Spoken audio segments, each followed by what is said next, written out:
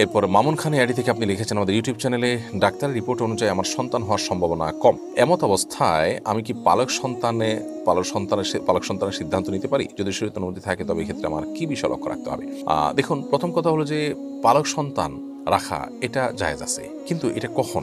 শরীয়ত বলে যখন কোনো সন্তানের বাবা মারা যাবে, এতিম হয়ে যাবে, অসহায় হয়ে যাবে, তখন অনাদারে, অবহেলায় বা আপনার খাদ্যের অভাবে কষ্ট করবে, এরকম শিশুকে এনে পালন করে আপনি আল্লাহ তাআলার কাছে সওয়াব অর্জন করার চেষ্টা করবেন এবং বিনিময় পাওয়ার চেষ্টা করবেন।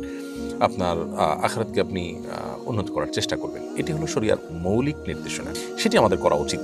এবং এর বাইরে গিয়ে আমরা যদি নিজের সন্তান হয় না তাই আমরা পালক সন্তান রাখছি, এটা জায়েজ আছে, কিন্তু আপনি আল্লাহ তাআলার কাছে বিনিময় পাবেন তখন মূলত যখন আপনি নিজের সন্তান থাকা সত্ত্বেও আরেকটা সন্তানকে আপনি লালন পালন করছেন। এটি আমাদের সমাজে একেবারে বিরল দেখা যায়। এর বাহিরে আপনি নিজের সন্তান হচ্ছে না, সেজন্য আপনি নিঃসঙ্গতা, একাকিত্ব কাটাবার জন্য যদি আরেকজন অসহায় সন্তানকে পালেন, তাহলে সেক্ষেত্রে তো আসলে আল্লাহকে খুশি করবার জন্য যতটা হলো, তার চেয়ে প্রধান কথা হলো যে আপনি বাবা ডাক শুনতে চান, কিংবা আপনি নিঃসঙ্গতা কাটাতে চান, সন্তান লালন পালন করার স্বাদ নিতে চান, সেই জায়গাতেই করছেন।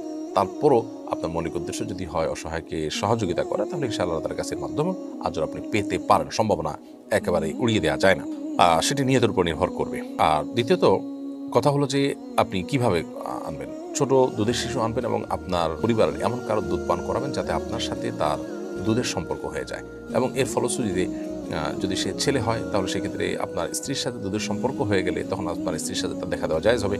এক কথা, আপনার পরিবার এমন কারো দুধ পান করানোর চেষ্টা করবেন যার সাথে দুধ পান করলে আপনার মাধ্যমে আপনার সাথে তার দুধ সম্পর্ক, যেটা রক্ত সম্পর্কের মতো, এটা সম্পর্ক হয়ে যায়। তখন আপনার সাথে তার পর্দার বিধান আর থাকবে না, এবং বড় হলে সেক্ষেত্রে আর কোনো অসুবিধা হবে না। এটি একটি বিষয়। আরেকটা বিষয় হলো যে তার মূল বাবা মা, তাদের পরিচয়টাকে কখনো হাইড করা যাবে না, বিশেষ করে তাদের কাছে এটা লুকানো যাবে না, এবং কাগজে কলমে সব জায়গায় মূল বাবা মায়ের নাম হিসাবে তাদের নামই উল্লেখ করতে হবে। এই দুটি শর্তে আপনি এটি করতে পারেন। ولا تموتن إلا وأنتم مسلمون